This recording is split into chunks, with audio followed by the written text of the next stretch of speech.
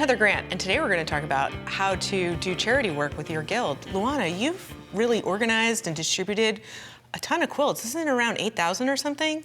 It's actually over 10,000 Oh my goodness, wow. And I've been really fortunate to be able to act as kind of a channel and a facilitator for receiving quilts, and most importantly, to make sure that they're distributed and they get into the hands of the people who are most in need.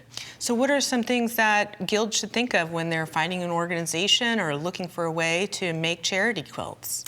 Well, you know, we have local disasters, we have international organizations that are traveling overseas to developing countries.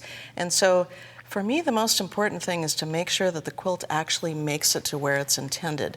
So working with a trusted group, a trusted organization, I've worked, for instance, with Engineers Without Borders, delivering quilts to villages in Nepal where they had the earthquake. I've worked with Doctors Without Borders and also Mission of Love, delivering quilts to children who were receiving cleft lip and cleft palate surgeries in Guatemala. Oh, wow. So those are all international organizations. Do you ever do any coordinating with local groups? Yes, we've worked with Hurricane Sandy, and now we're going to be working with Hurricane Matthew survivors. And of course, when somebody loses everything, when you receive a comfort quilt from a stranger who you've never met, but maybe there's a label or a message on the back, I care about you, you know, I'm sending you my prayers and good wishes. There's something about that that's worth even more than a bottle of water or a case of food sometimes. Yeah, it's so rewarding. I mean, like when I put together a charity quilt for an organization and to hear those stories of how people receive them, that's really amazing. How do you like distribute them? Like, how do you actually get them there?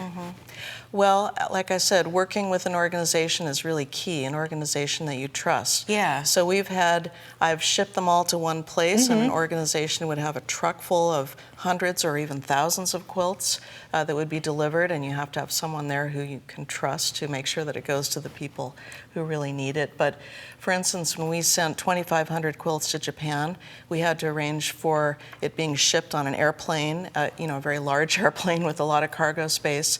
You have to have someone who can handle customs, someone who can truck it, handle all the paperwork. So to work with an organization that's used to doing that is really helpful. It can really manage all those logistics for you and everything. That's it. Yeah, exactly. So what advice would you give guilds who are looking for a place to distribute their service projects?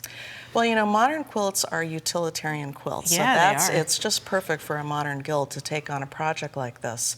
And, you know, a lot of times a guild can get together and produce, you know, a dozen or a few dozen quilts in a relatively short period of time.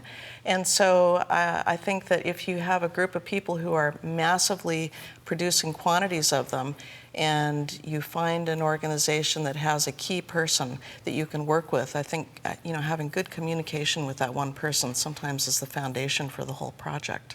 Yeah, but I mean, even if you produce one quilt, you can still reach out to that one person, to the main person who kind of collects them all, like you do for your stuff. Oh, yeah. Well, for instance, with Hurricane Sandy, we worked with a fabric company in New York that had a warehouse, and they received everything, and then we recruited other people to drive out to the coastline and deliver it to people who are living in their shattered homes. Yeah, so it sounds like if a guild can't do it on their own, they can find people like you to, you know, be the conduit to distribute all these quilts. For sure, yes. I mean, I'm going to continue doing this work for sure, and I encourage others to really look into how to put together a network of people who can support, like you said, the logistics of it. Yeah, well, that's really interesting. You know, there's so much work to put a charity quilt out there, and so we want to thank you for coming and talking to guilds about how to distribute and create charity quilts.